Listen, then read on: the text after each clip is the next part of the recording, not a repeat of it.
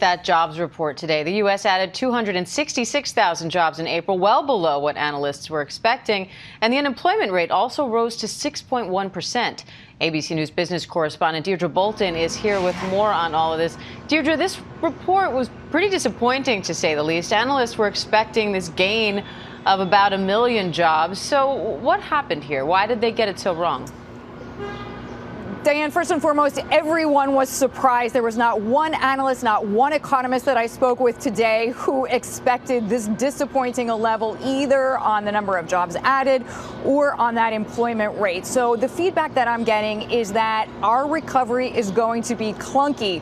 One economist talked about learning to drive a stick shift, a manual shift.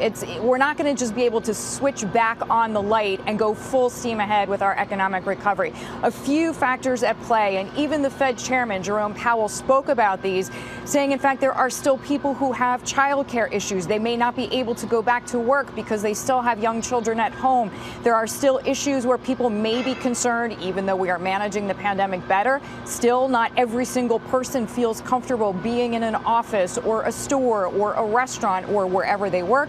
And then there are these supply chain issues. We've been talking a lot about semiconductors and how that is affecting slowing production, if you like, particularly in the auto sector, also in some of the electronics sector. So there are a numerous, let's say a list, if you like, Diane, that are contributing to what we consider the biggest downside surprise, as one analyst told me, that he has seen since at least 1998 when he's been covering all of this. So a lot to monitor here.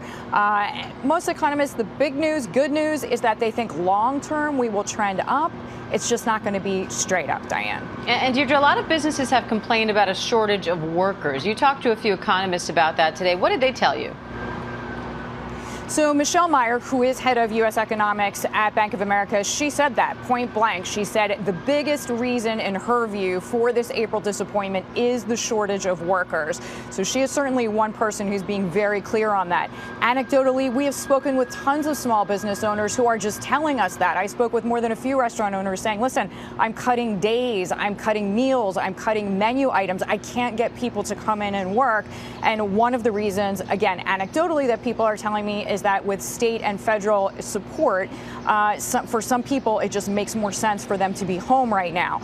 In general, we saw some interesting patterns with sectors as well, where employers are starting to offer more money. One restaurant owner that I spoke with said he is actually offering a $1,000 signing bonus to dishwashers. So this is how desperate, in some cases, business owners are to get workers back.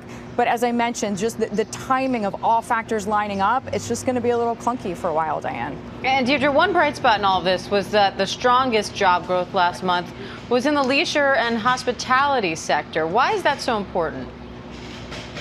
Well, it's so important because collectively what we all spend is 2/3 of our economic activity. So if you and I feel safe and comfortable going to movies, and we feel comfortable sitting in bars and restaurants and traveling, patronizing hotels, getting on airplanes, that really changes so much of what we are spending directly with those businesses and then all the businesses around. So that was clearly, as you mentioned, Diane, very much the bright spot.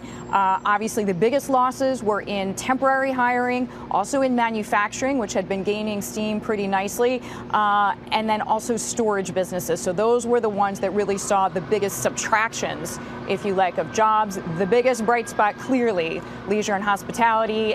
And we feel good about that because that is certainly one of the ones, if not the one singular, that has been hit absolutely the hardest in these past 12 to 14 months, Diane. All right, Deirdre Bolton, our business correspondent. Thanks, Deirdre.